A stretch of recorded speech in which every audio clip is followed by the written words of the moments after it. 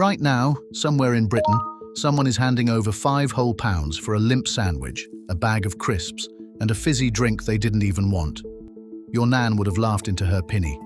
She fed a grown working man all day for less than the cost of that drink, and he came home with an empty tin and a full belly. Number 14 on this list was so clever that food companies quietly copied it and sold it back to us. And number 3? Your nan did it without even thinking. Let's count them down. Before we start, give that subscribe button a tap, because some of these are about to save you a small fortune. Number 25. The greaseproof paper parcel.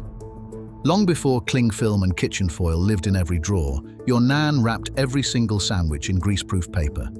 She'd fold it into a neat little parcel, tucking the ends under like a tiny present, and a whole roll cost a few pence and lasted for months. Here's the clever bit nobody appreciates now. Greaseproof lets bread breathe just enough. It doesn't sweat the way plastic does, so the sandwich never turned to that damp, claggy mess. A meal deal sandwich comes sealed in a triangle of plastic that has the bread going soft by 11 o'clock. Your nan's parcel arrived at dinner time as fresh as when she'd made it at 6:30 that morning. And if you smoothed the paper out, you used it again tomorrow. Number 24. Butter spread right to the edges. This looks like nothing, but it was engineering. Your nan buttered every slice corner to corner, edge to edge, with not a bare crumb left showing. That thin layer of butter or margarine was a waterproof seal. It stopped the wet fillings, the sliced tomato, the pickle, the fish paste, from soaking into the bread and turning your dinner into papier-mâché by noon. Modern sandwich factories know this trick too, which is why the good ones do the same. But the cheap meal deal skips it to save a fraction of a penny, and that's exactly why your egg mayo tastes like a wet flannel. Your nan's butter barrier cost her nothing extra, and it meant a sandwich made in the dark of morning was still proper food at dinner time. Number 23. The flask of soup. That battered tartan thermos was worth its weight in gold. Your nan would ladle in leftover broth, oxtail, pea and ham, whatever was simmering on the stove, and by the time your granddad cracked it open on a freezing building site, it was still steaming. A flask kept soup hot for 6 hours or more, which meant a hot dinner in the middle of a cold February with no microwave in sight. A tin of soup cost around £1 and stretched across 2 flasks. Compare that to a meal deal in January, a cold sandwich, eaten cold in the cold. Your nan understood that warmth was half the meal. A hot flask on a bad day did more for a working man than any amount of cling-filmed ham ever could. And she'd often warm the flask with a splash of boiling water first, tip it out, then fill it, so the soup lost none of its heat to the cold glass. That little step is exactly the sort of thing that's been forgotten. It cost nothing and it kept dinner properly hot till gone 1 o'clock. Number 22. Paste from the Sunday scraps. Nothing from the Sunday roast went in the bin. Your nan would take the last dark scrapings of beef or the ham off the bone, mince it fine, work in a knob of butter and a shake of pepper, and press it into a little pot. That was potted meat, and it spread onto bread for 3 days of packed lunches out of what other people threw away. Shippams sold their paste in those squat little jars for a reason. They knew every household already made it. But the shop version cost money, and the homemade version cost nothing but 10 minutes on a Sunday night. One joint of beef didn't just feed the family on Sunday. It quietly turned into Monday, Tuesday, and Wednesday's dinner as well. Number 21. Cold roast Monday sandwiches. Before the paste stage, there was the good stuff. Monday's sandwich was thick slices of yesterday's roast, cold, layered onto buttered bread with a smear of mustard or a spoon of leftover stuffing. Cold roast beef with a whisper of horseradish. Cold lamb with a scrape of mint. Cold pork with a bit of crackling tucked in as a treat. This wasn't sad leftovers. This was the best sandwich of the week, and every working man knew Monday was the day to look forward to. A meal deal offers you roast chicken that's been reformed, watered, and pumped with brine. Your nan offered you an actual slice of the joint the whole family had eaten off the day before. There's no contest, and there never was. Number 20. The twist of salt. A hard-boiled egg went into nearly every tin, but here's the touch that made it. Your nan would tear a small square of greaseproof, tip a little pile of salt into the middle, and twist it shut into a tiny screw of paper. That went in beside the egg so you could dip it fresh at dinner time instead of eating a bland, rubbery thing. It cost nothing, it weighed nothing, and it meant the egg tasted seasoned the moment you peeled it. That level of care, a separate little twist of salt just so your egg was right, is exactly what's missing from a factory lunch. Nobody at a sandwich plant is folding you a paper of salt. Your nan did it every single morning without being asked. Now here's where it gets interesting. Number 19. Bread and dripping. First pattern break, and it's the one the health people spent 40 years telling us to be ashamed of. Your nan saved the fat from the Sunday roast in a bowl in the larder, and a slice of bread spread thick with beef dripping, finished with a good crack of salt, was a packed lunch all on its own. It cost next to nothing, and it kept a man going through hard physical work all afternoon. Doctors called it a heart attack on a plate. But here's the twist. Because in 2014, a huge review published in medical journals found no clear link between saturated fat and heart disease at all. We threw out the dripping and replaced it with cheap processed spreads that turned out to be worse. Your nan was feeding you real food, we got frightened into buying the fake stuff. Number 18. The sugar sandwich. Sounds mad now, but a sugar sandwich or a condensed milk sandwich was a genuine treat in a packed lunch. Buttered white bread, a sprinkle of sugar folded over. Or a slick of thick, sweet Nestlé condensed milk squeezed straight from the tin. It cost pennies. It delivered a hit of pure energy for a child running about all afternoon, and it was the thing kids actually swapped for at the dinner table. Was it a nutritionist's dream? Not remotely, but a meal deal chocolate bar is nothing but sugar too, and it costs you the better part of £1. Your nan's version was homemade, cost about a farthing, and came with a memory attached. Every grandchild who ever had one remembers it, which is more than anyone will ever say about a Boots flapjack. Number 17. The homemade raised pie. A proper pork pie was a whole meal in one hand, and your nan often made her own. Hot water crust pastry, seasoned pork packed in tight, and if she was clever, a layer of jelly poured in through the hole on top to seal it and keep it moist. One pie was solid, filling, and it traveled beautifully because the pastry protected everything inside. A slab of that with a spoon of pickle beat any triangle of plastic-wrapped ham hands down. The shops sell you a mass-produced version now for a few quid, dense and grey. Your nan's had crackling crisp pastry and actual chunks of meat you could see. It was designed from the ground up to be carried to work and eaten with your fingers, no fridge required. Number 16. The Scotch egg. Here's a trick of genius that turned two cheap things into one brilliant thing. A boiled egg wrapped in a jacket of sausage meat, rolled in breadcrumbs, and fried until golden. Suddenly, a plain egg became a proper portable dinner that held together in a tin all morning. It gave you protein, it gave you fat, it gave you crunch, and it filled you up. Your nan made a batch on Sunday, and they did lunches all week for pennies each. The garage forecourt sells you a soggy, pale imitation for nearly £2 now. One single egg. Your nan turned out 6 for the price of one shop bought, and everyone had a golden shell and a properly cooked middle. The Scotch egg is the original packed lunch superfood, and she knew it decades before anyone put it on a gastropub menu. Number 15. Cheese and pickle, and why the pickle mattered. Everyone remembers cheese and Branston, but the pickle wasn't just there for flavour. The vinegar and sugar in a good pickle or piccalilli actually helped preserve the cheese and stopped the sandwich going off before dinner time, back when nobody carried a cool bag. Your nan understood, without a food science degree, that acid keeps things fresh. A wedge of cheddar cost a few pence, a jar of pickle lasted for months, and between them they made a sandwich that was still perfectly good 6 hours later on a warm day. A meal deal cheese ploughman's charges you a fortune for the exact same idea, only smaller. Your nan's had a proper doorstep of cheese in it, and pickles she'd very likely made herself from the glut in the garden. Now here's one the drinks companies really don't want you thinking about. Number 14. The refilled pop bottle. Second pattern break. That glass Corona bottle, or the old squash bottle, never got thrown away.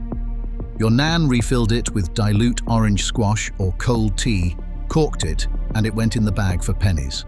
A whole bottle of squash made dozens of drinks. Here's the wild part. The drinks industry realized there was a fortune in selling us water and sugar in single-use bottles. So they spent millions convincing us that carrying our own was somehow beneath us. Now, a meal deal drink alone costs more than your nan spent on a week of squash. She was doing refillable bottles before it was a green trend, purely because wasting money was a sin. We pay £1.50 for what she made for a fraction of a penny, and we've the cheek to call it progress. Number 13. Marmite for the goodness. Your nan spread Marmite thin on buttered bread, and she was quietly right too. Marmite is loaded with B vitamins, the stuff that keeps you sharp and steady through a long day. And during the war, it was actually issued to keep people healthy on tight rations. It cost pennies, a jar lasted forever, and a thin scrape gave a salty, savory kick that woke a sandwich up. Kids either loved it or loathed it, but the ones who loved it were getting a genuine nutritional boost that no meal deal has ever offered. Your nan didn't read the label to know this. She just knew Marmite did you good, passed down from her own mother. A modern lunch pumped with additives can't touch a scrape of Marmite for honest, cheap goodness. Number 12. Cold sausages, the banger butty. Sunday's leftover sausages didn't get wasted, they became Monday's lunch. Cold bangers, split down the middle, laid into buttered bread with a squirt of brown sauce. It sounds humble, and it was heavenly. The cold sausage held all its flavor, the sauce cut through the fat, and it filled a lunchbox with something a child genuinely wanted to eat. Sausages were cheap, and cooking a few extra on Sunday cost almost nothing. Meanwhile, the meal deal sausage roll is mostly pastry and rusk, wrapped in plastic, for well over £1. Your nan's banger butty was made of actual sausages the family had eaten off the night before. It was the very definition of getting 2 meals out of 1, and it tasted like Sunday all over again. Number 11. Homemade sausage rolls. If she wasn't sending cold bangers, your nan was making a batch of sausage rolls from scratch. A block of pastry, some seasoned sausage meat rolled up inside, egg washed and baked golden. A tray of a dozen cost a fraction of what the bakery charged, and they went straight into lunch tins warm from the oven, wrapped so they stayed crisp. Homemade meant real meat and proper pastry, not the greasy, salty tubes you buy at a service station. Your nans had a shine on the top and a snap when you bit them. She made them in bulk on a Sunday afternoon with the radio on, and they did lunches for days. A £5 meal deal can't give you fresh-baked. Your nan gave you fresh-baked as a matter of routine. Number 10. The banana sandwich. Don't knock it till you've had one. Sliced banana, mashed a little into buttered bread, sometimes with the tiniest sprinkle of sugar. It sounds odd, but it was soft, sweet, filling, and it cost the price of a single banana. For a child, it was a treat, and it delivered proper slow-release energy for an afternoon of running about. The banana went a bit jammy by lunchtime, and that was the whole point. It's one of those things that sounds strange to anyone who never had one and makes perfect sense to anyone who did. A meal deal will sell you the banana on its own and the sandwich separately and charge you twice. Your nan put them together for pennies and made something that grown adults still get misty-eyed about. There was a knack to it, mind. You ate it that same day because a banana sandwich left overnight was a sorry thing. But packed fresh in the morning and eaten at dinner time, it was soft, sweet, and just right. Elvis Presley was famously mad for something similar, but your nan was doing it long before, and without the fried bread and the fame. Now here's where it gets clever again. Number 9. Piccalilli as flavor and preservative. Third pattern break. That bright yellow jar was doing double duty. Piccalilli, made from the vegetable glut in the garden, cauliflower, onions, the lot, pickled in a mustard and turmeric sauce, kept for a year in the larder. A spoon of it lifted a plain cheese or cold meat sandwich into something with real bite, but the acid also helped keep the filling fresh through a long morning. Your nan made it in autumn when the veg was cheap or free, and it fed the lunch tins right through winter. A shop jar costs you a few quid now, and a meal deal considers a smear of mustard mayo a luxury. Your nan had a whole homemade condiment made from surplus that would otherwise have rotted. Nothing wasted, Everything used, flavor for months out of an afternoon's work. Number 8. Rock cakes and fairy cakes. Every lunch tin had something sweet baked at home, and rock cakes were the champion. Flour, a bit of fat, dried fruit, a little sugar baked into rough, sturdy little buns that survived being knocked about in a bag all morning. They cost pennies to make a dozen, and they were designed to travel, dense enough not to crumble to bits. Fairy cakes did the same job for the little ones. This was the treat course of the packed lunch, and it was homemade, warm from the oven that morning or the night before. A meal deal treat is a factory cake full of names you can't pronounce, sold for the better part of £1. Your nan's rock cake had actual sultanas in it, and the faint warmth of the oven still on it. Number 7. Newspaper to keep it warm. Here's a bit of pure common sense that's been completely forgotten. If your nan sent a hot pasty or a warm pie to work, she'd wrap it in greaseproof and then in a good few sheets of newspaper. The paper trapped the heat, and a pasty wrapped up warm at 6:30 was still warm enough to enjoy at dinner time. Newspaper was free, everyone had yesterday's paper, and it turned any hot food into a portable hot meal with no flask required. The Cornish tin miners did exactly this for generations. We've got insulated lunch bags now that cost a tenner and do the same job that yesterday's Daily Mirror did for nothing. Your nan's insulation was already in the house, already red, and heading for the fire anyway. Number 6. The bread pudding slab. When the bread went stale, and it always did before anyone dreamed of throwing it away, it became bread pudding. Stale bread soaked in milk, mixed with dried fruit, sugar and spice, then baked into a dense, sticky slab and cut into squares. One square was heavy, sweet and filling, a proper end to a packed lunch, and it was made entirely from bread that would otherwise have gone in the bin. It cost almost nothing because the main ingredient was waste.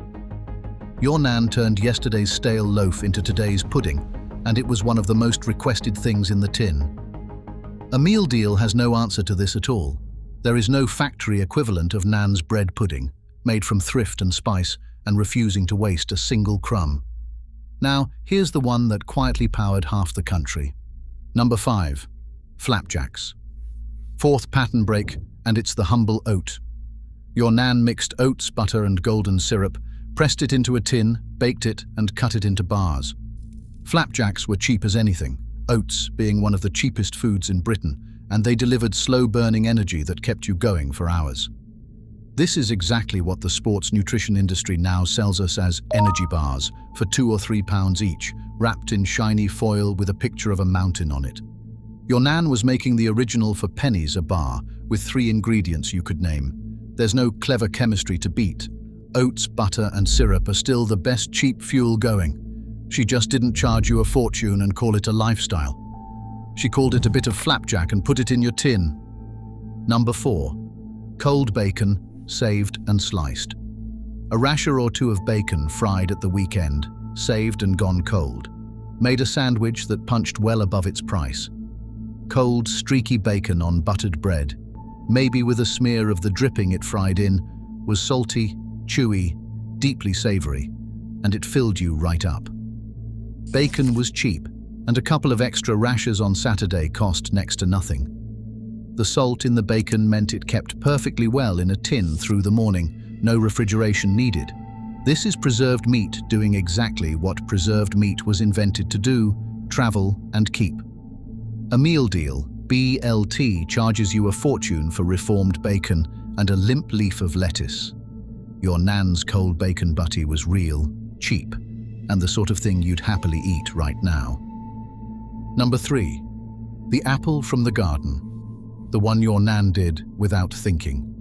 Nearly every packed lunch had an apple, and more often than not it came from the tree in the garden or a neighbour's, or a bag bought cheap at the market when they were in glut.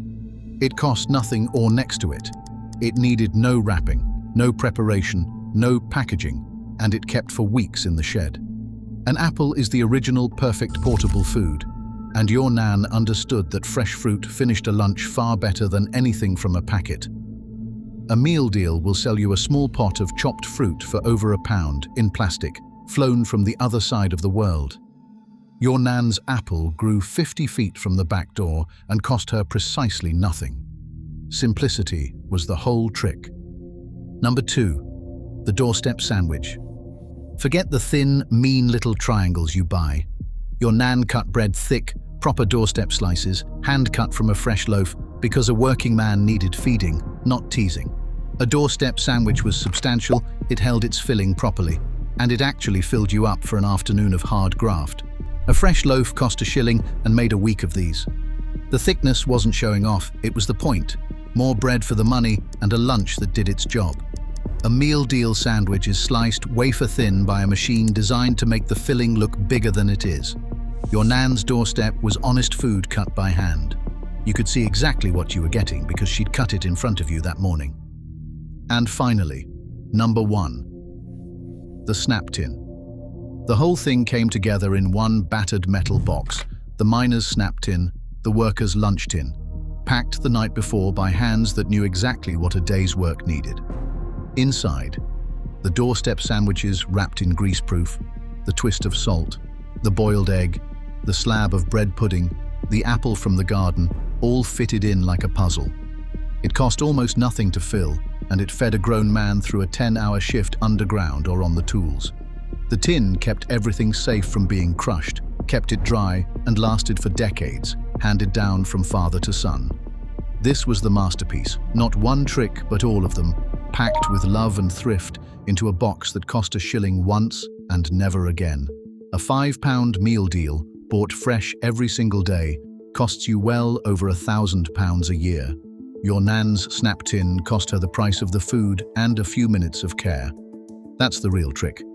Not one clever idea, but a whole way of living that fed families for pennies and never wasted a thing.